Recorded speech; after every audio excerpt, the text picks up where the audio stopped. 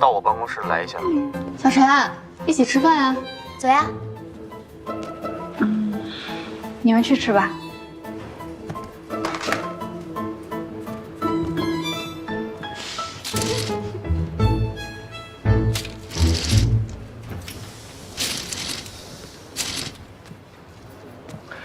我看你什么都吃不下，我就准备了一些家乡菜，估计你能吃几口。来，坐。我早上自己做的，微波炉加热了，味道可能会差一点。来，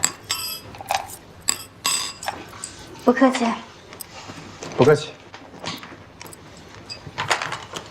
对了，小陈，你妈那边，我觉得我们应该尽快去一趟，安抚一下她的情绪。我有个想法啊，你听一下。明天啊，我们就去见她，顺便把她接来上海。参加完婚礼之后，你妈就可以直接住在这边了。你现在怀着孕呢，也需要人照顾。我在我们家那栋楼里面租了一间1室1厅的房子给她住。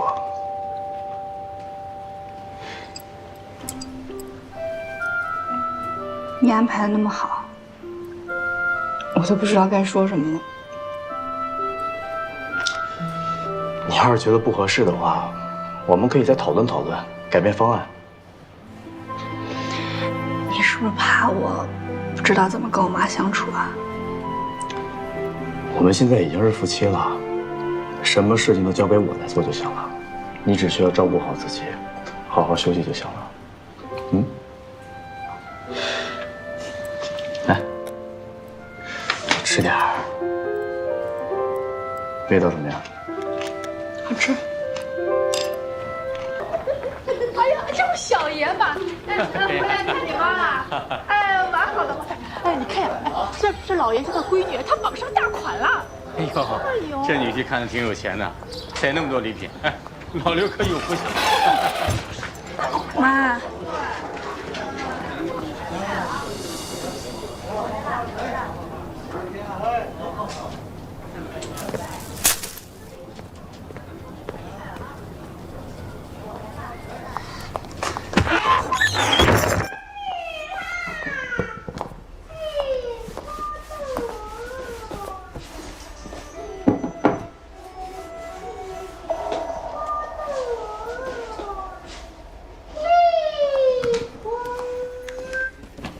妈，你别收拾了，我俩有话跟你说。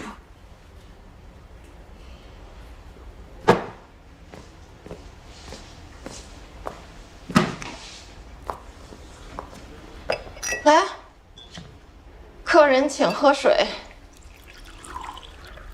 谢谢。哎，请坐。哎，你也请坐吧。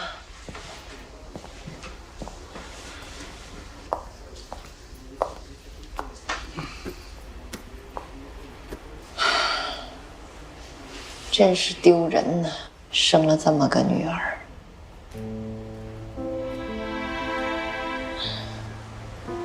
上回跟你说的，能做到吗？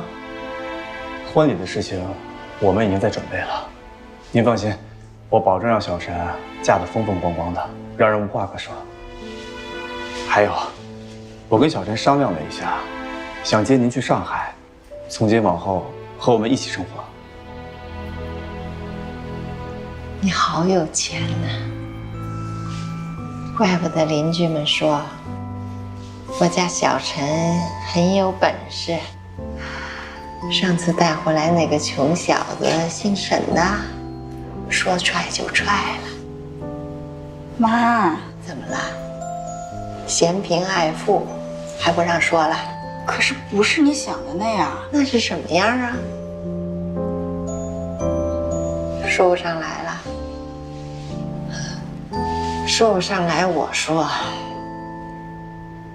叶小晨，你可别忘了，小的时候你爸是怎么教育你的。是，姓沈的那小子是穷，可是穷是他的错吗？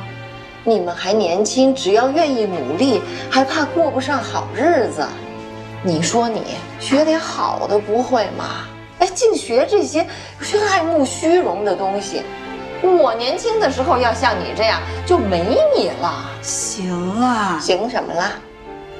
天天街坊邻居戳脊梁骨的骂着，你把你爹妈的脸都丢尽了。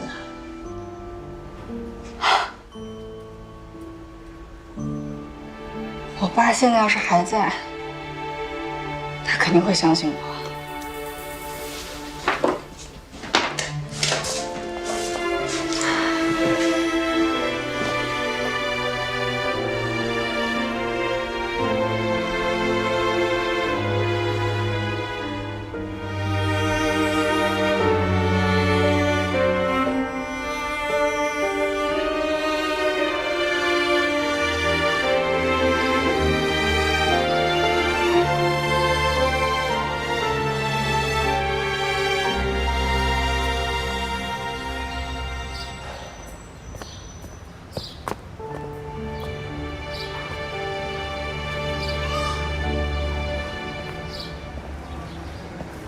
对不起啊，我妈她……你妈她其实为了你好，怕你一不小心看错人。不过你放心吧，我跟你妈已经说明白了，她收拾收拾，今晚跟我们一起去上海。你怎么说服她的？当妈妈的都是为了女儿着想的。虽然你妈脾气不太好，但还是很在乎你的。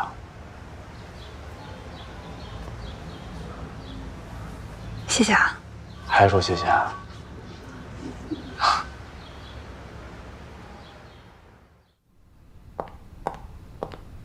服务员送来的，说是你老公嘱咐的。哇，哎，我们程总要照顾那么多客人，还能在百忙之中照顾我们新娘子的胃口，是不是很贴心啊？看见我妈了吗？看见了，在楼下呀。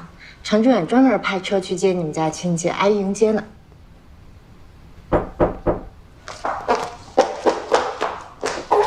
程总好。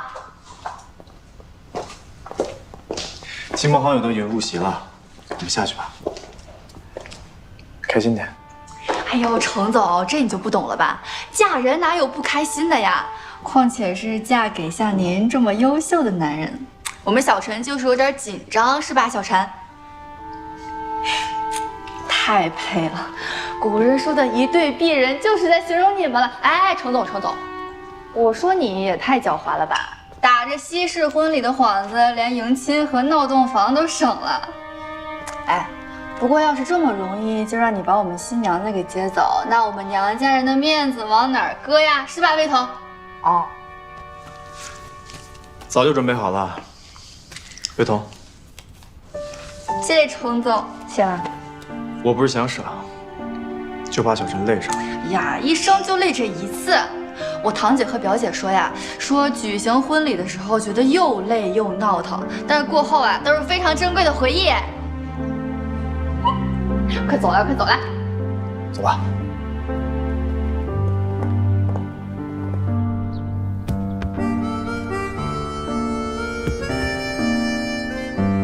这条花道不长，我却感觉自己像走了20多年。告别我今生的最爱，走向对陈志远的亏欠。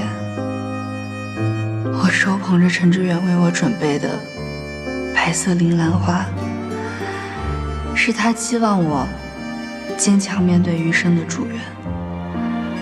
这每一步，我都如踏着我的前身。再见了，身后。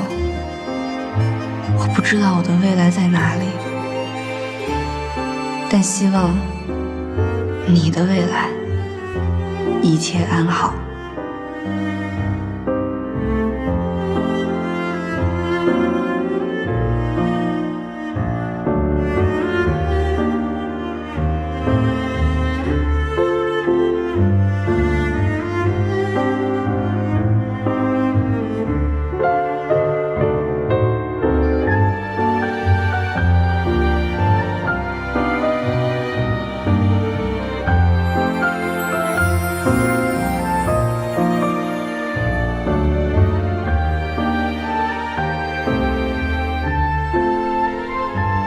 命运的指引，让这一对有情人在这茫茫人海中相遇相知。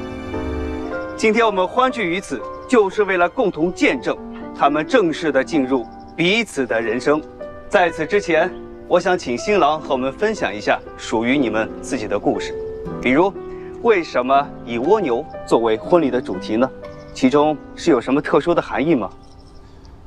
因为啊，这是我太太送我的第一份礼物。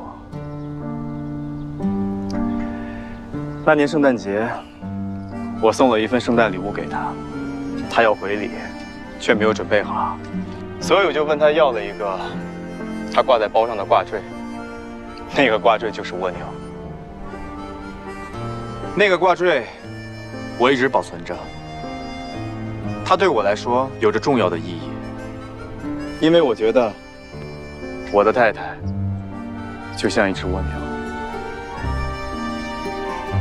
在外人面前一直有着坚硬的外壳，保护着自己和他爱的人，甚至会给人一种感觉是难以接近的。但如果你真的走进他的生活，走进他的心里，你会发现他拥有一颗非常柔软的内心。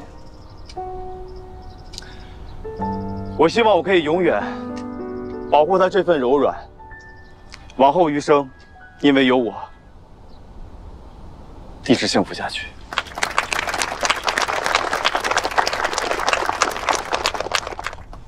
下面有请伴郎伴娘将戒指交给两位新人。戒指是圆形的，没有开始，也没有终结。这就像两位的爱情一样，连绵不断，永不停息。下面请新郎牵起新娘的右手，将戒指戴在她的无名指上。他将帮你锁定你一生的幸福和你忠贞不渝的爱情。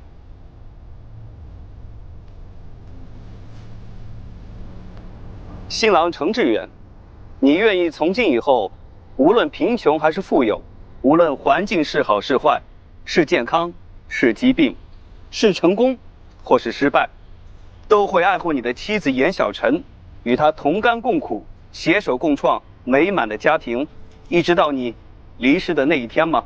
我愿意。现在请新娘帮新郎戴上戒指。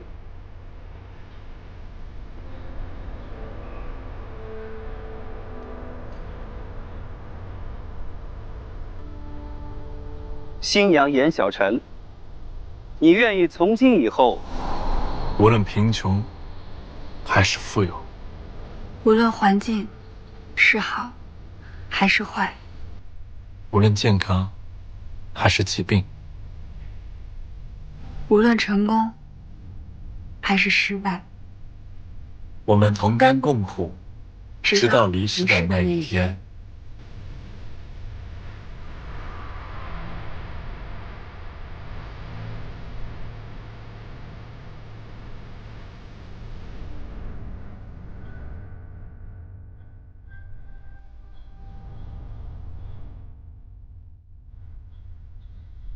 无论完成是坏，是健康，是疾病，是成功或是失败，都会支持你的丈夫程志远，一直到你离世的那天吗？我愿意。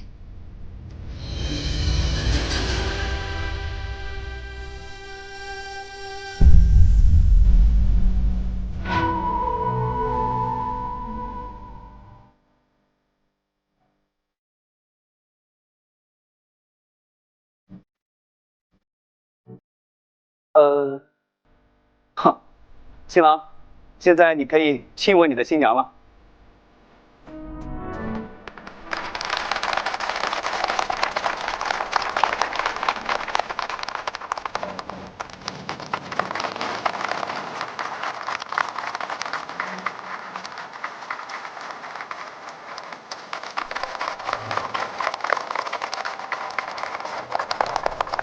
我宣布，礼成。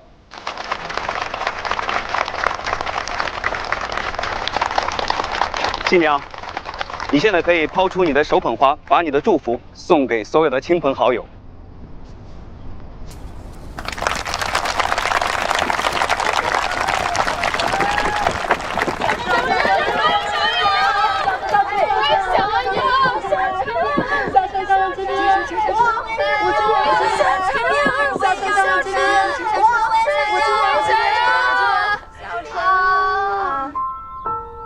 贝彤，铃兰花的花语是“幸福再次来到”，也是淑女之泪的意思，送给你再合适不过了。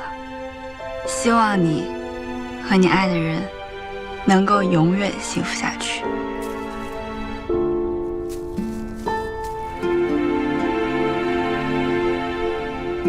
希望我们都能幸福。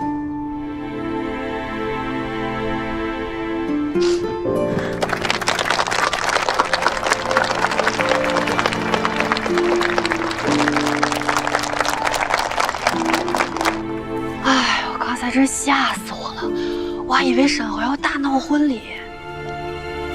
哎，你说小陈也真是的，干嘛还要叫沈侯来呀？他也不怕程总不高兴。小陈根本就不会邀请沈侯，好吗？那不是小陈叫来的？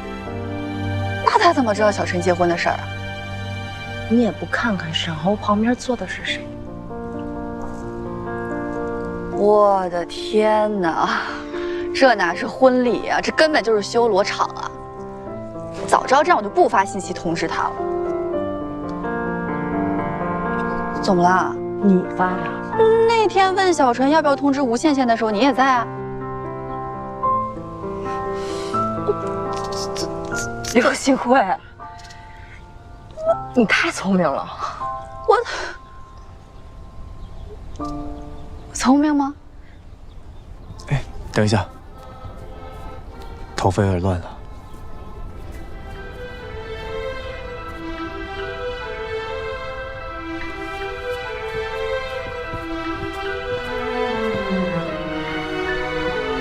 不过去吗？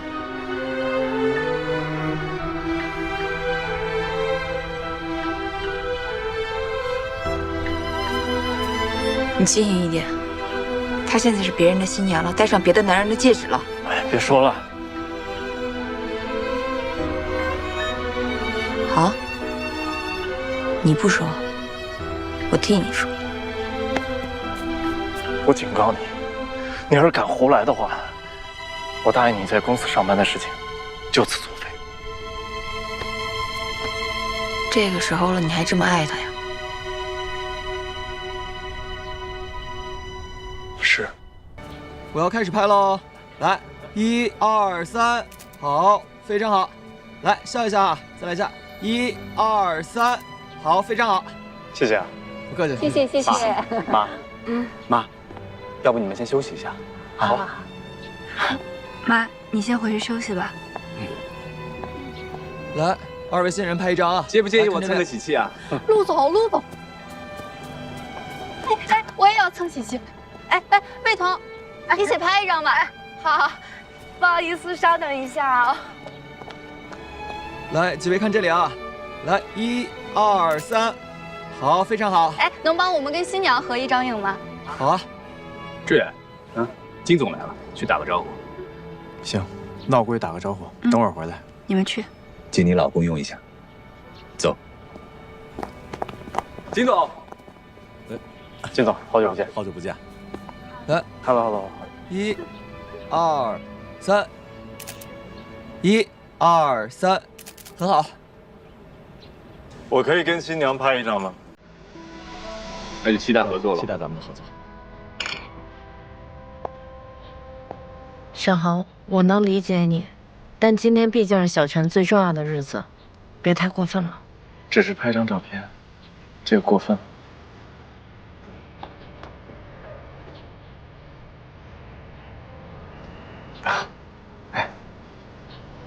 只是拍一张照片，你又不是想干嘛？我想新郎应该不会介意吧？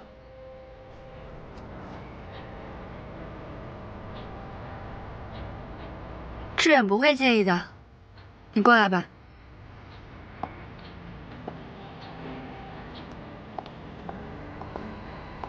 那两位老板，以后多关照啊。今天的婚礼很美，合作愉快，合作愉快。跟我想象过的一模一样。可是，在我想象中，那个新郎是我。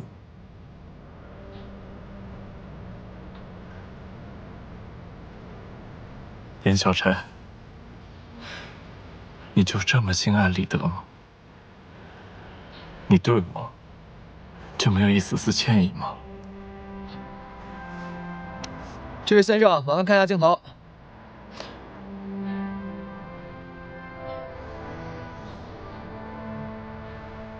来，我们拍一张，1、2，两位的笑容能再大一点吗？来看这里啊，1、2、3，好，好，非常好，我们再来一张，1、2、3，好，非常好，谢谢啊。那边有个客户想要见见你。好。沈先生，不好意思啊。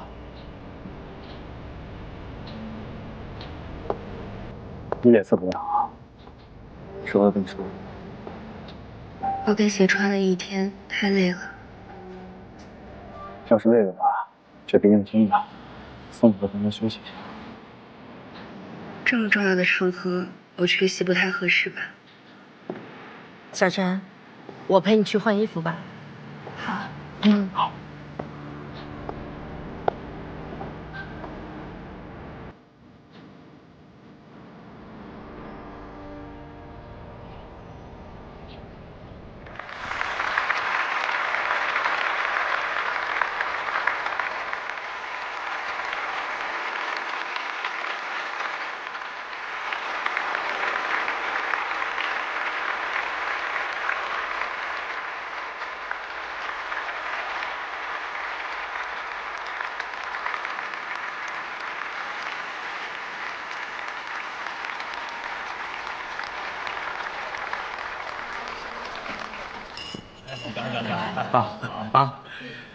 哎呦，叔叔阿姨，谢谢，妈，亲朋们，咱俩得有10多年没有见面了吧？是，你看这么长时间，我也没过来看你，也没关心过你。这孩子结婚，你还惦记着我。三婶儿，您说什么呢？您是长辈，我应该多去看您才对。哎呀，对了。那小陈现在在哪儿工作呢？他们2个人在一个公司，但是具体是哪个我也不太清楚。是大公司，反正是做投资的。哦，那真好啊！哎，你们看，这俩孩子多般配呀！你们也动筷子吧，哈哈！来，好，谢谢，好嘞，吃好。动筷子吧，哈。妈，我们来敬你了。小陈，也来。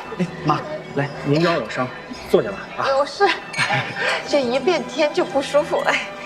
妈，我单独敬您一杯，感谢您把小陈交给我。我答应过小陈，给他一个幸福的家。您是小陈的妈妈，也是我的妈妈。谢谢，你好好带他啊。一定。来。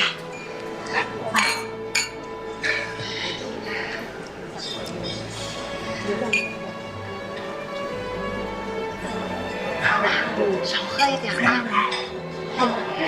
哦，孩子，来，各位，给我来一杯，结婚了！谢，大家吃好喝好啊！哎，你喝饮料，小陈的你不干了？我干了。来，我帮他喝，那不够，太少了。我先干了。不要，多喝上，我一会儿。一会儿跟你们好好喝啊。你能慢慢吃啊。小陈，你敬我一杯吗？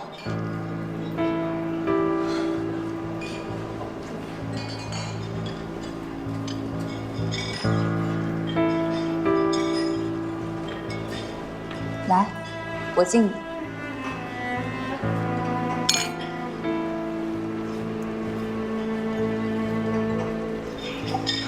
怎么我喝酒你就喝饮料？未免对我这个老朋友太没有诚意了吧？倩倩，小陈不方便喝酒，喝饮料心意是一样的。我跟你认识这么久，还是第一次听说你不能喝酒啊。你以前跟沈侯在一起的时候，我记得你在酒吧打工，怎么当时能喝，现在就不能喝了呢？哦，对了，我忘了你怀孕了。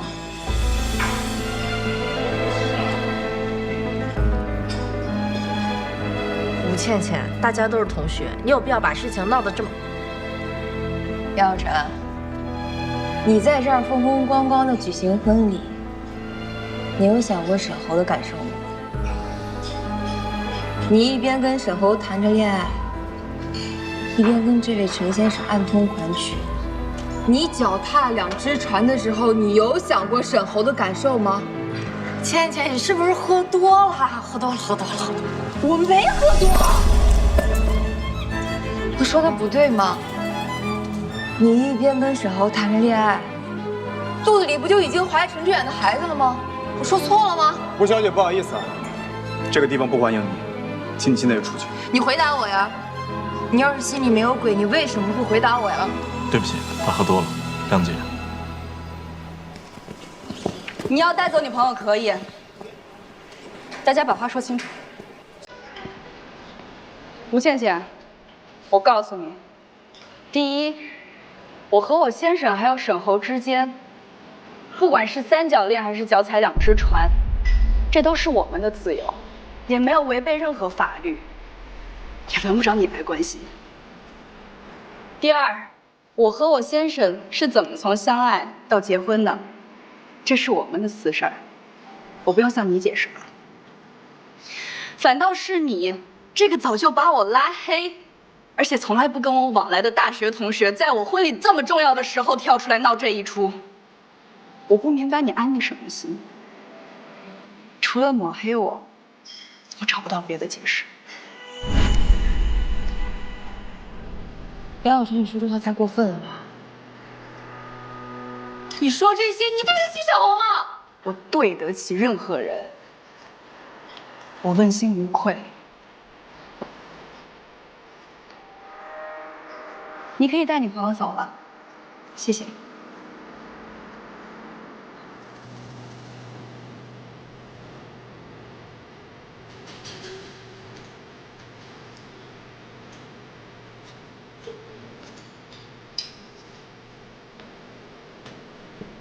沈先生，这是婚礼现场，自重啊！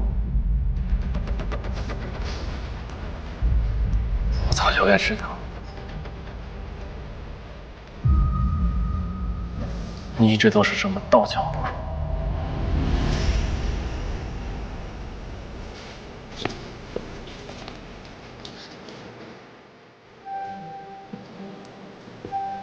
没事啊。不好意思啊，各位啊，该吃吃，该喝喝啊，尽兴。要不要休息一下？不用，你继续吧，别让大家看笑话。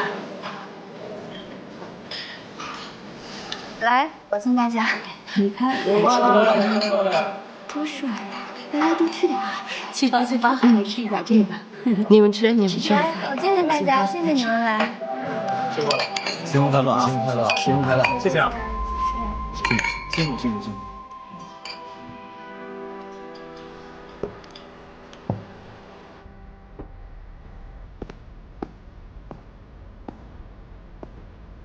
我先走了，电话联系。辛苦了。谢谢。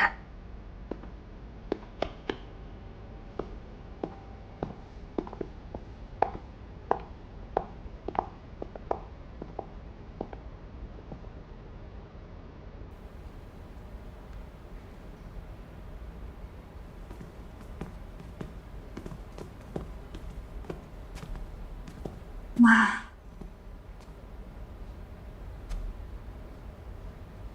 你把你爸爸的脸都丢尽，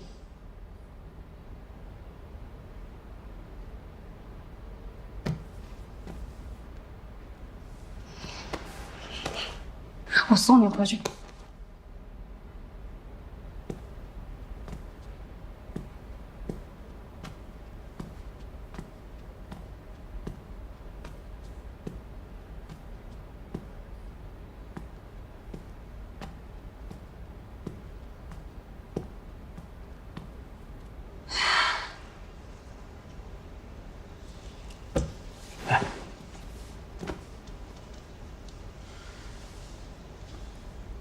放心吧，会让司机把妈送回去的。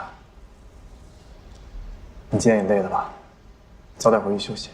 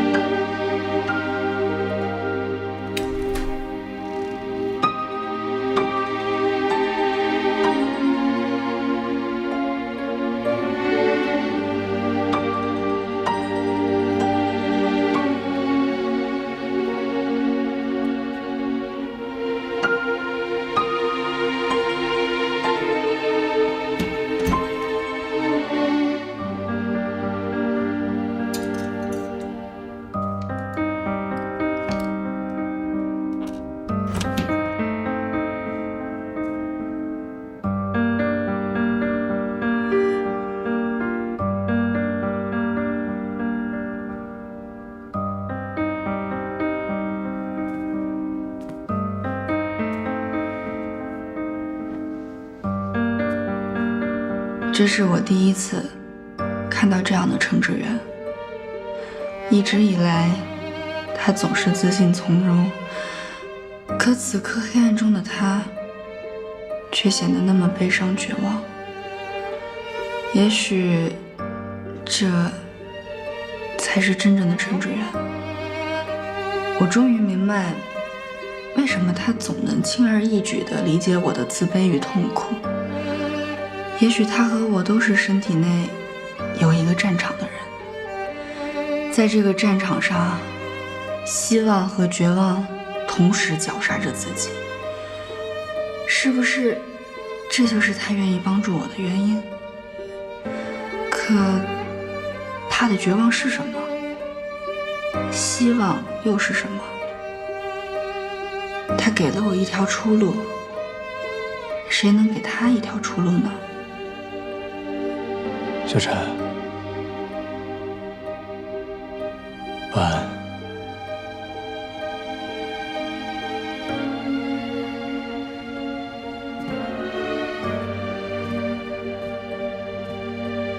晚安。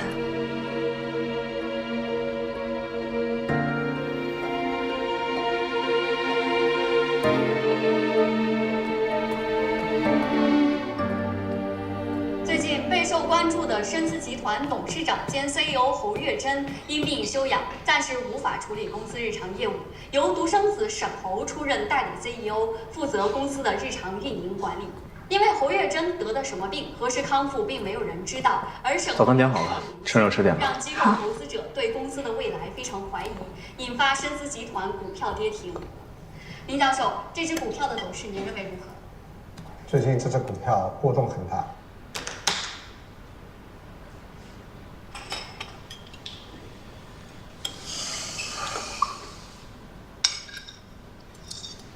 外人总觉得股票一直升是好事儿，可对庄家而言，股票一直升并不是什么好事儿。只要庄家清楚地知道公司的实际盈利，对未来的持续发展有信心，利用大跌可以回购股票。等利好消息公布的时候，股票大涨，适当抛出就可以使劲套现。沈欧妈妈的病，应该不至于无法管理公司。她应该是对沈欧心怀愧疚，想用事业弥补儿子的爱情，所以才提早的全力交接。但她还是会在幕后继续辅助沈豪，保证公司的稳定运行。他的事儿跟我没关系。快吃东西吧，一会儿还得上班呢。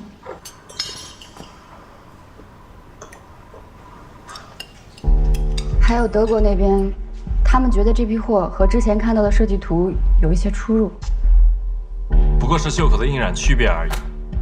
德国人出了名的严谨，有一点不一样他们就不能接受。现在他们拒签了，这么大批货已经到德国，损失有点大。我知道了。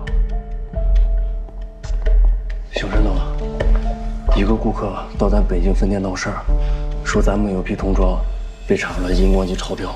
那应对措施呢？消息正在往下压。喂，喂，你好，请问是深思集团的沈后沈总吗？我是商报的记者，听说深思的童装被查出荧光剂超标。作为国产龙头企业，你们准备如何向相信你们的消费者交代？你稍等一下，我知道了。喂，你好，请问是深思集团的沈总吗？我是财经周刊的记者，听说深思的童装被查出荧光剂超标，请问您还在吗？晚点给你回复。沈总，公司电话被打爆了，都是媒体和记者打来的。出去。您看我们该怎么办啊？我说了，出去，能不能让我一个人待会儿？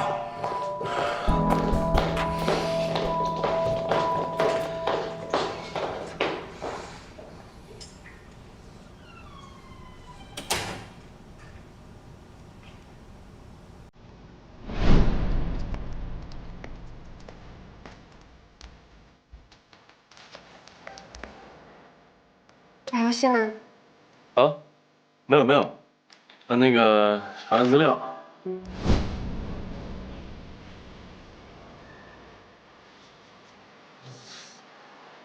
南叔，起床啦？再睡一会儿。你去上班了？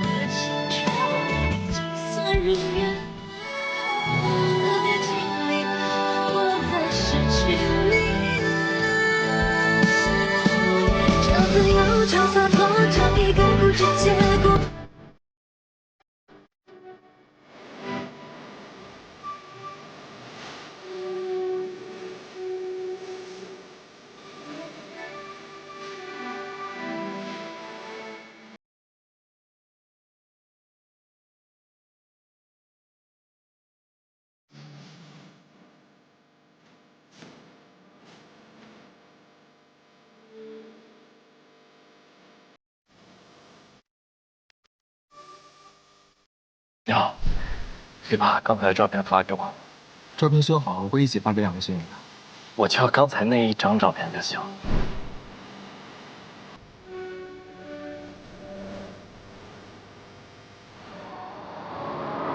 慢点。你是不是忘了买瓶醋？那我去买，你先回去。要不要我？不用，回去吧啊。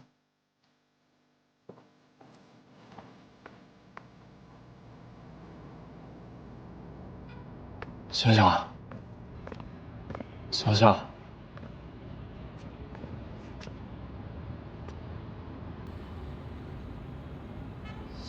你怎么在这儿啊？小小，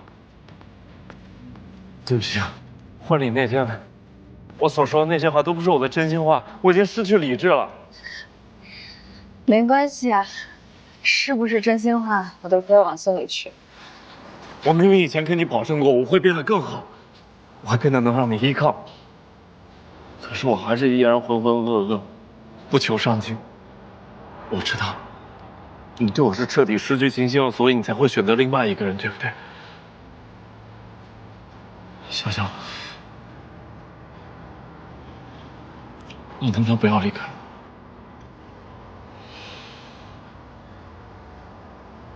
志豪，我不知道我们之前发生过一些什么事儿，但是当我戴上婚戒的那一刻，我们之间就永远也没有可能了。小小，我求求你，我求求你了。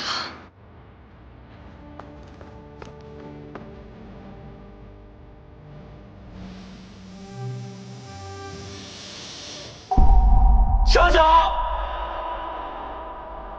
我爱你。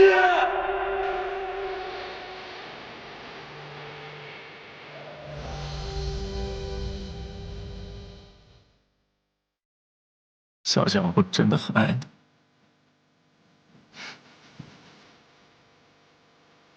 他已经开始了他的新生活，就算曾有伤痛，他如今所得到的一切，一定可以让他遗忘掉所有的不快。在他的璀璨生活中，所有关于我的那些记忆，都会变得不值一提。而对我来说，从此以后，也许唯一知道他消息的渠道，也只有财经新闻了。这就是我们该有的结局。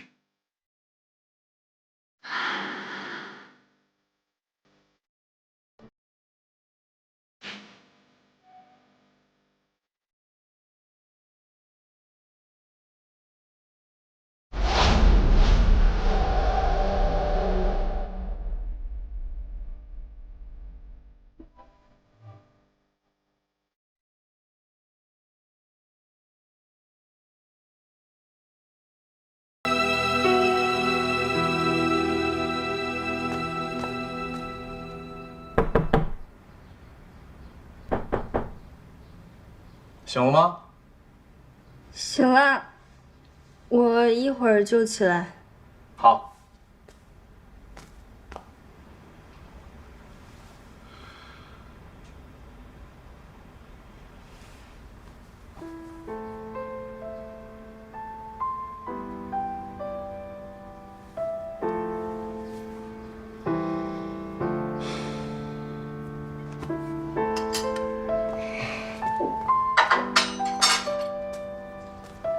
早。早。坐，来。孕妇啊，不能吃太油腻的东西啊，面包、牛奶、鸡蛋，又健康又营养。你的呢？我已经吃过了，起得早。好，你慢慢吃，我去收拾一下。谢谢啊。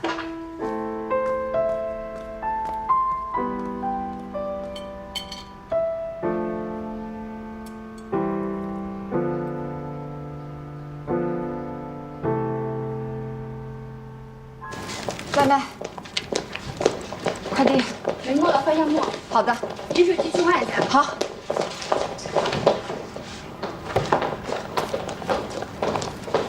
朱总好。这小沈总也够厉害的，刚上任几天又调了个姑娘进来，这不跟当初那个严实吗？管好你自己的事儿。意大利那边回复了吗？啊，在我邮箱，我现在去发给你。哎，李辉。你说这事儿奇不奇怪？这陈总跟小陈这才刚结婚，就天天来上班。那乔总跟 Cindy 这几天都没来公司，还没去哪？这就说明你还是太年轻了。听我给你分析分析啊。陈总呢和咱们陈总夫人只是在给咱们树立企业文化，这叫做新婚不下火线。至于咱们的乔总和 Cindy 姐，那就更好理解了啊。你想啊，陈总结婚了，新娘不是 Cindy 姐，他是不是得伤心？他一伤心，那乔总的机会不就来了吗？乔总？对啊。你是说乔总对 Cindy 姐？那是当然了。我告诉你啊，我李辉虽然业务水平一般般，但是在这些事情上面的第六感，我在公司我排第二，没人敢排第一。哎，你别不信呐，真的。世豪，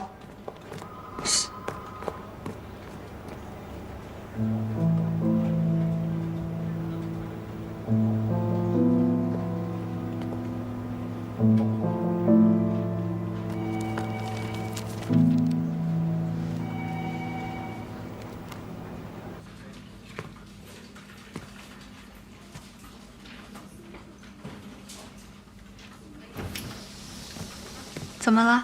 来，坐，慢点。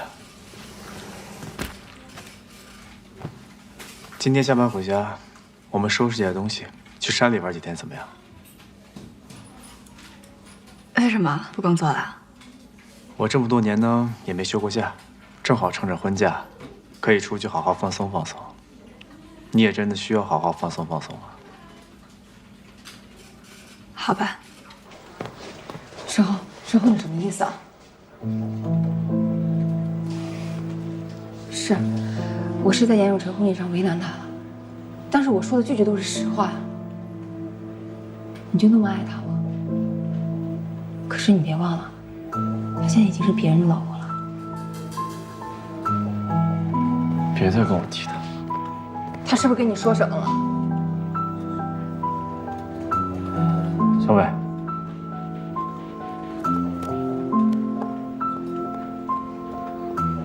他帮你替考，是我向学校和公司举报的。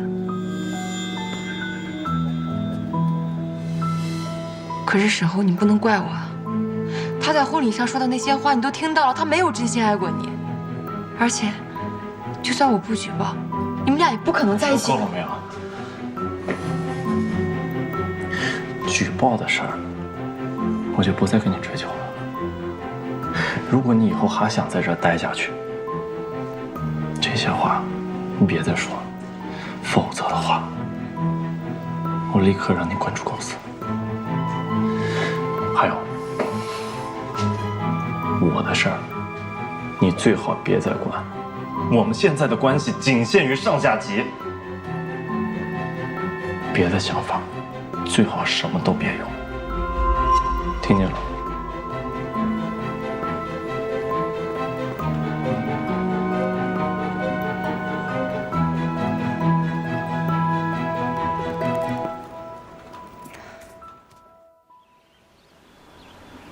怎么样？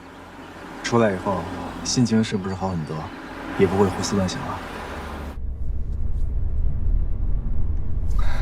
其实啊，我让你继续在公司上班，也是因为这个原因。哎，对了，你妈这几天和那几个亲戚去普陀山烧香，等我们度完假，她也应该差不多回来了吧？你费心了。你爸妈为什么没跟着一起去啊？啊，他们要回美国，这样也挺好的。万一他们留下来，发现我们之间有什么破绽，就不太好了。我都不知道这辈子该怎么报答你。那你就当是我上辈子欠你的吧。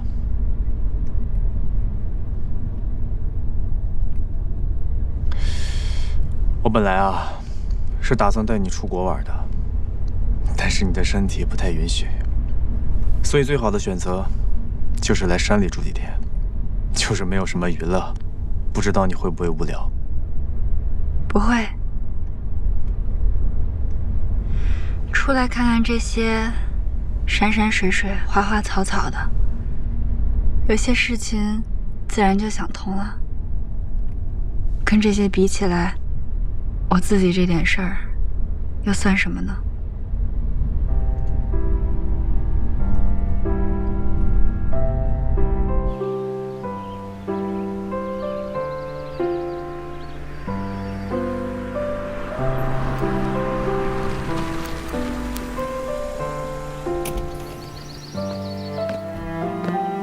来，慢点。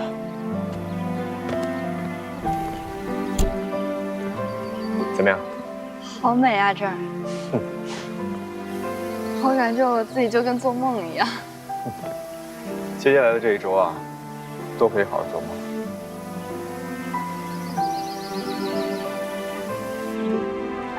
哎，你现在啊不能碰凉水，我来洗。帮我拿一下。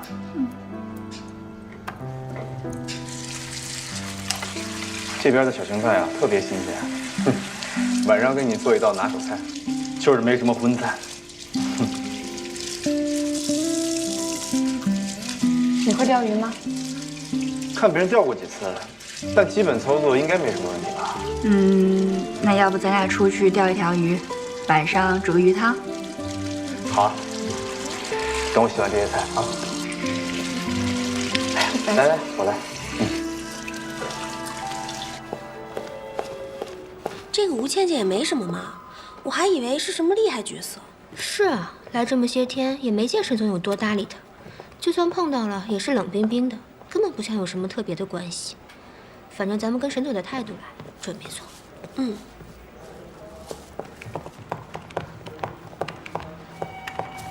你的酸辣粉，你的宫保鸡丁，谢谢。不用谢。哎，这怎么有香菜啊？你不知道我对香菜过敏吗？哎呀，你看这宫保鸡丁量又少，这闻着还有股味道，你这怎么点的菜？可你说的就是这些啊！你连这种小事都做不好，还好意思找理由呢？不都一样吗？哎，香菜给我吃啊！你装什么好人吃你的酸辣粉？你看什么看？不满意就辞职。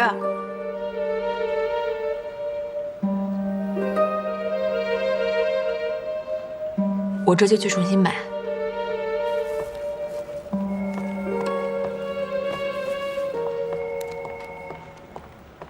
我能问你3个问题吗？你问啊。但是请你要如实作答，不能隐瞒。那这个的话，我要看看情况啊。第一个问题就是，我当时进 MG， 你是不是有私底下跟陆总打过招呼啊？当然没有，那个时候你已经在 MG 实习了，我只是跟他碰面的时候随口提了一句，说我有个朋友在他手底下做事儿。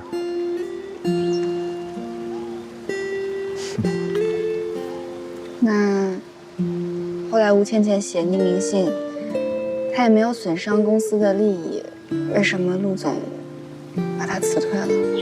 那是不是你让他那么做的？这算是第2个问题吗？这是同一个问题啊。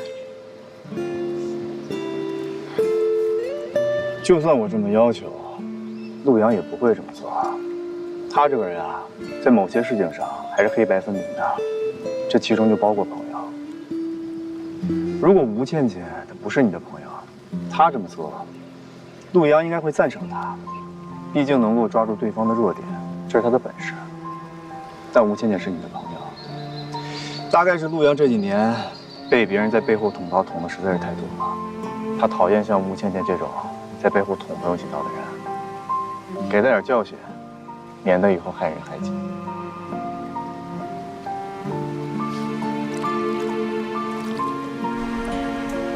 那第2个问题啊，你那次在我家，到底跟我妈说了些什么呀？我随便编了一些你跟沈侯之间的故事，让他相信是沈侯对不起你才陷害。我虽然撒了谎，但有的时候善意的谎言比较能够让人接受。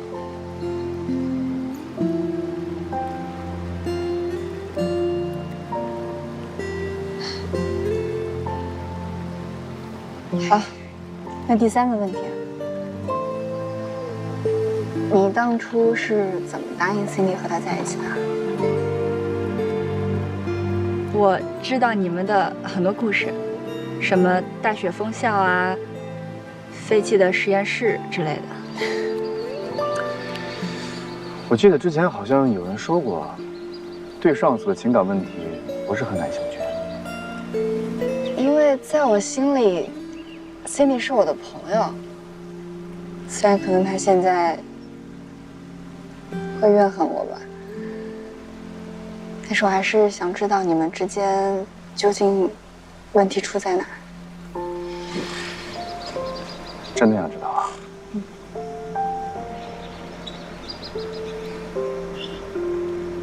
是恻隐之心。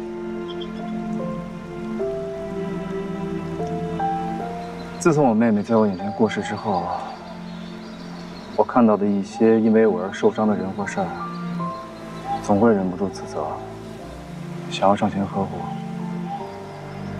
那个时候我以为那就是爱，后来我才明白，是那个时候我没弄清楚。所以2年了，你还没弄清楚？这个就是我错上加错的地方。所以你才不忍心欺骗自己，也不想再欺骗他，就和他分手了。其实我跟他分手，不光只是因为这个原因。那还有什么原因？我只答应你回答你3个问题。这还是同一个问题。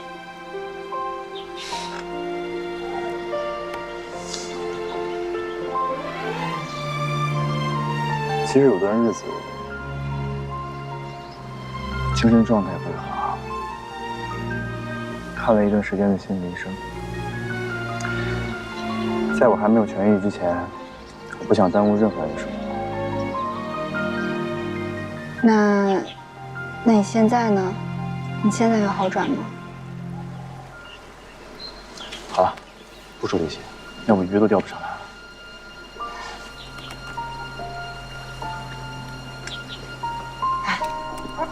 虽然我们的婚姻只是形式，但是如果你有什么问题或者有什么想不通的事情，你可以跟我聊聊，我会尽全力帮你的。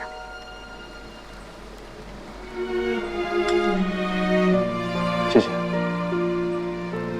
但我真的很快乐。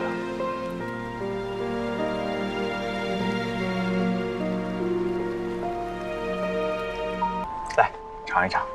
谢谢。小樱桃。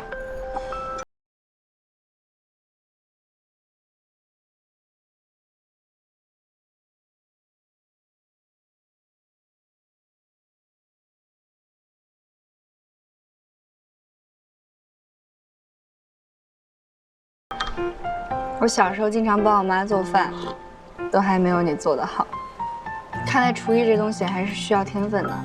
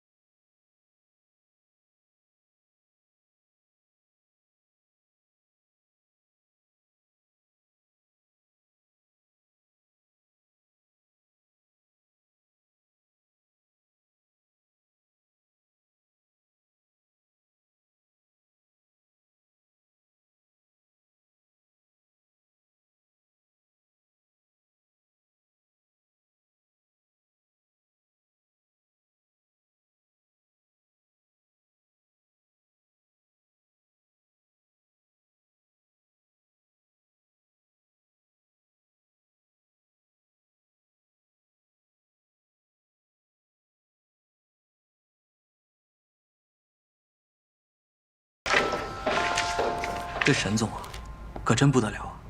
悟性真高，才上任没多久，新手立马变老手。是啊，但是就是不知道为什么非得在这分公司办公啊？例会也要把我们叫到这里来。哦，我听说，沈总以前在这儿上过班，对这儿有感情。不会吧？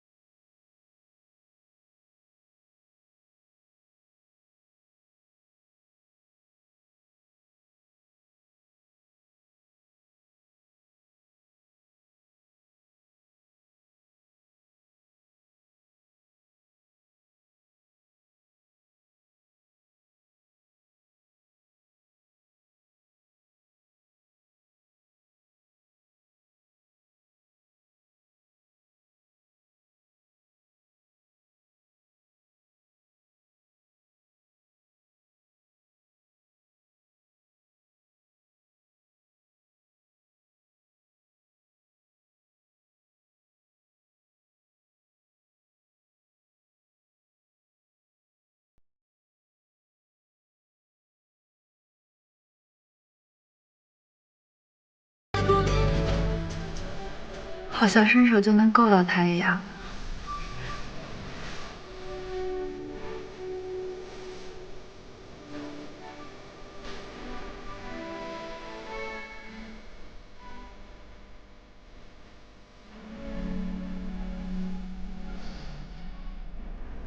盛虹，希望我们都能等到天亮。